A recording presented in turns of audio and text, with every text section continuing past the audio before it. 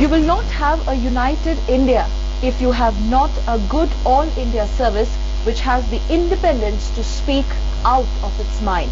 Statement made by Sardar Vallabhbhai Patel on 10th October 1949 in the Constituent Assembly. This perhaps is the vision and ethos of this premier national IAS Academy.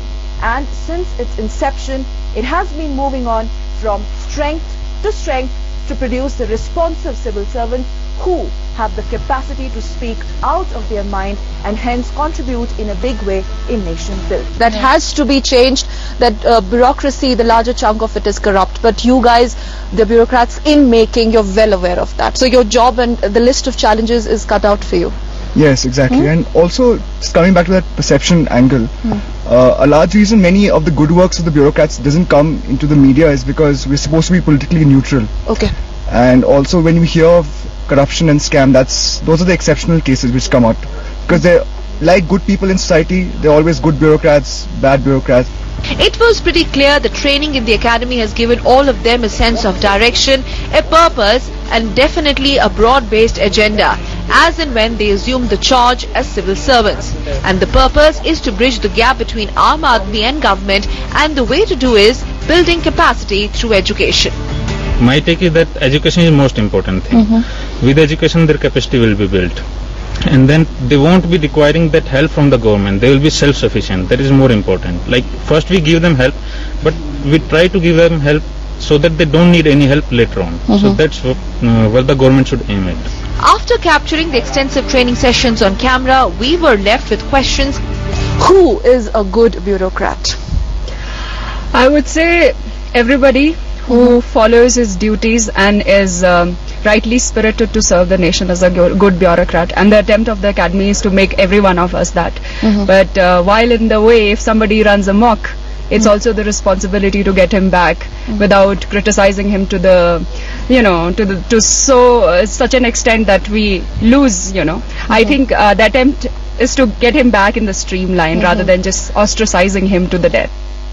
1:30 to 2:30 is the lunch break, and as I'm sipping my hot cup of tea, this officers' mess will be stormed by officer trainees for the lunch breaks. But I have been told that in the academy there is much more to these lunch breaks than the sumptuous and healthy meal served. Let's talk to some of these OTs and find out what is so special about these lunch breaks in the academy.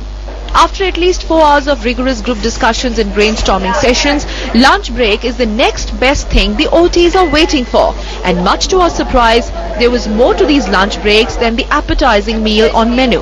For the OTs, the meals are just a way to get together, time to bond, and for some, dining hall is no less than a family as well, and for some, no less than a reminder of their college days.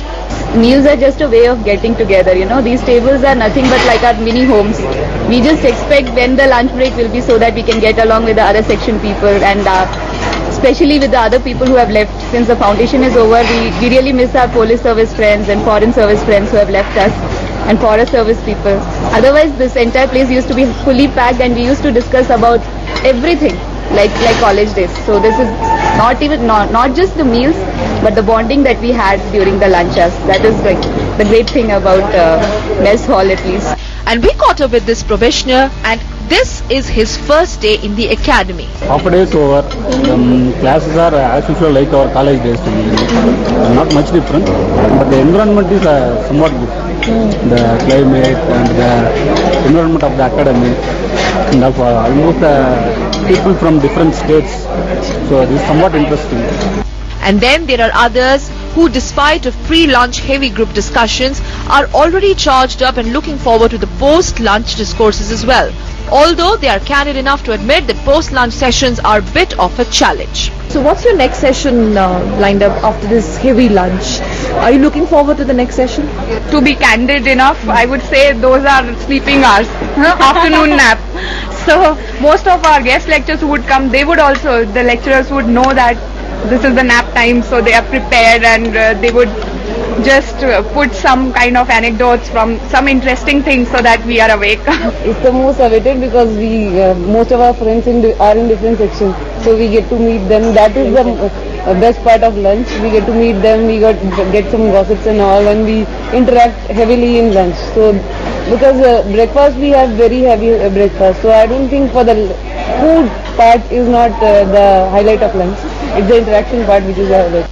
Amidst our shoot in the academy mess, we also met Kaka, who is more than a family to probationers. The most special thing that stands out about Kaka is that he has served the academy for more than 4 decades, and this happens to be his first home.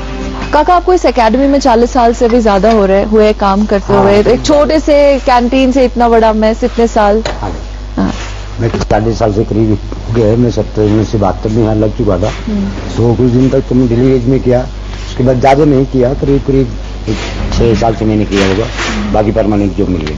आपने अफसरों की इतनी पीढ़ियां आते देखी, जाते देखी, कैसा लगता है आपको? ठीक लगता है। काफी लोग जो थे, जो मेरे सामने के जो अफसर थे, जिनको ट्रेनिंग करा कर रखा था, वो काफी लोग उनसे फिर बाद में खाना खिलाते थे, खिलाए गए, वो डायरेक्टर वगैरह बनकर अपनी पोस्ट में और भी जाते, मतलब बड़े सब आपको प्यार से काका बुलाते हैं। अभी भी मतलब उसी चार्ज से चलते हैं उनसे, चाहे कितना भी बड़ा अफसर भी। मतलब काका तो नहीं बोलते वे लोग, लेकिन अफसर ही करके जैसे मतलब बोलते हैं वैसे ही वो बोलते हैं, बड़े प्यार से हर आदमी अच्छे तरीके से बोलते हैं। अभी भी जो अपना अफसर आ रखे हैं यहाँ पर डायरेक्टर में अपने परमवीर सिंह साहब, बड़े जब भी मिलते हैं एकदम मतलब करीब में लगा के बात करते हैं। पुराने अफसरों में और नए अफसरों में कुछ फर्क लगा आपको, जो आजकल की नई पीढ़ी के बच्चे आ रहे हैं या पुराने अफसर? इतना तो थोड़ा सा आइडिया है कि आप लोगों को भी कि पुराने में नए में तो अंतर होता है। जब हमने खुद इतने में नए में और पुराने में, जो हमारे से छोटे बच्चे हैं वो तरीके से बातें करते हैं, और जो और भी बराबरी के वो हमारे हिसाब से अच्छी बातें करते हैं, थोड़ा करते अच्छे हैं, वैसे भी बच्चे भी अच्छी बात करते हैं, लेकिन उनके कुछ बोलचाल अलग से है,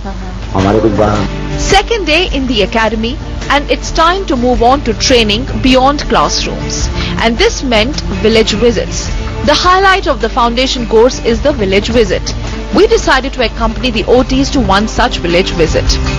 Well, it's 8 a.m. in the morning and it's pretty chilly here out in Missouri, and the academy is almost some 4 to 5 kilometers away from this spot. And the team of Young India accompanied some of the OT groups or the officer trainee groups to their village visits, and one such village is this, which is called Vaikuli Bhatta. The village visits form an integral part of their IAS course curriculum, and the OT define these village visits as the defining moments of their training. Why? Because herein they get to not only interact with the villagers, they get to meet the real people, confront real issues, in fact see life from close quarters. For the officer trainees, academy has been the experience of the lifetime, where the officer trainees are exposed to many layers of public life. OTs go to villages to know more about the rural environment by carrying out research on different aspects of village life. I had already a background of village, but going to the Uttarakhand village, it gave me a lot of experience, and while we talking directly with the peoples, like lot of inputs they had given us regarding the landslides, etc., routes, connectivity. So these things are. I am from a completely non-rural background, and it was eye-opening, and we saw that there was no electricity, no telephone connections, and I really wondered how did these people live, and they were so satisfied with their lives. Of course, they had their own problems. There were problems of non-issuance of BPL card to the families who were really BPL, and there was non-payment of some kind of when disaster struck their huts or whatever, it has broken their homes. So the compensation was not paid on time. So there were a lot of problems. But these people, we really got to know that how these people lived. We take certain things so much for granted, and they were not there. And that perhaps has given you more work, as in the agenda when and on you will get on field, start working, now you know what you have to do. Yeah, it was the community service, on the lines of community service. Yeah, exactly. It was a very good experience because it gave us hands-on experience on what the problems of the people are, and we've talked to various village functionaries like the Pradhan, the Panchayat, the ladies in the village.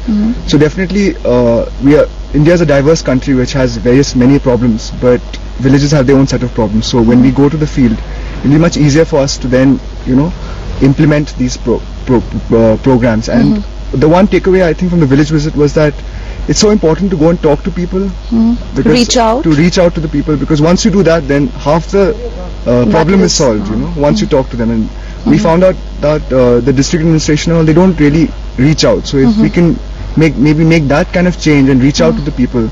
The thrust of this National Academy of Civil Services is the training imparted.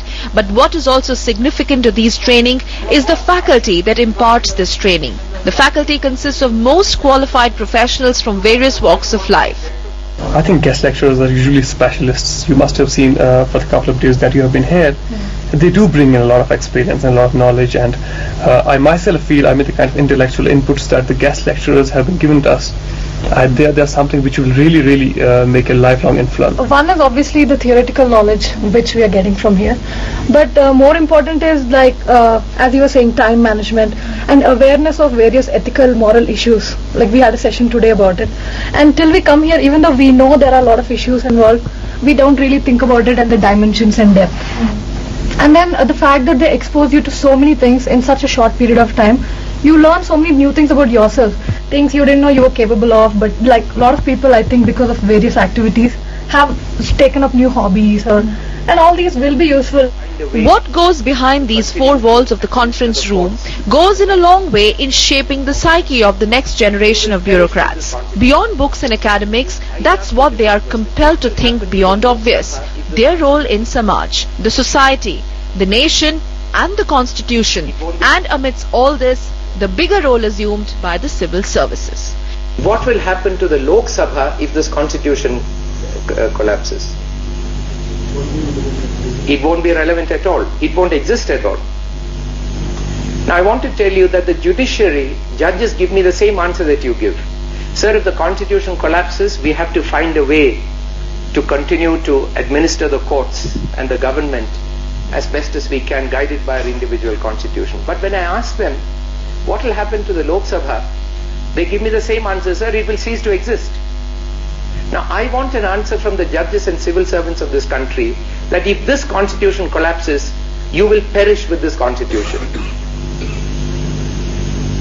Like the Lok Sabha, you will not exist after that.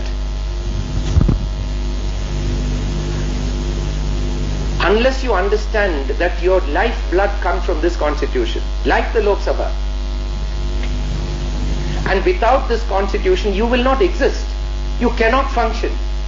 This constitution cannot be saved. There are sometimes costs to pay. It is not, if there was no cost to pay, why are we discussing? Then everybody might as well, in the off chance that there is God and in the off chance that there is heaven, you might as well be ethical if there is no cost to pay.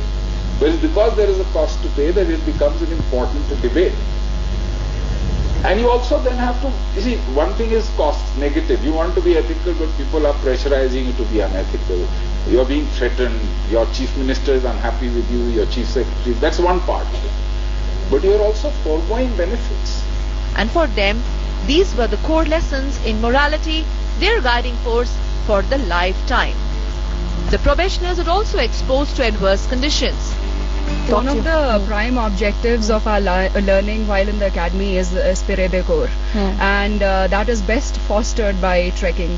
While we go for trekking, we just go as strangers, but when we come back, we are like one big super bonded family, and we come back as one. And that, as she told, that we still miss our friends who have left for their respective academies. So trekking, not just in terms of bonding, there are other things which we learn. It's just not bonding with our friends; it's also bonding with our larger society, which generally remains untouched. Various treks are organized to test their physical fitness and mental toughness. When we together went, initially we had some inhibitions, because it was in the first month of our foundation course itself. But when we reached, slowly we started realizing their nature and really understanding each other. So, and the group dynamics was really very good.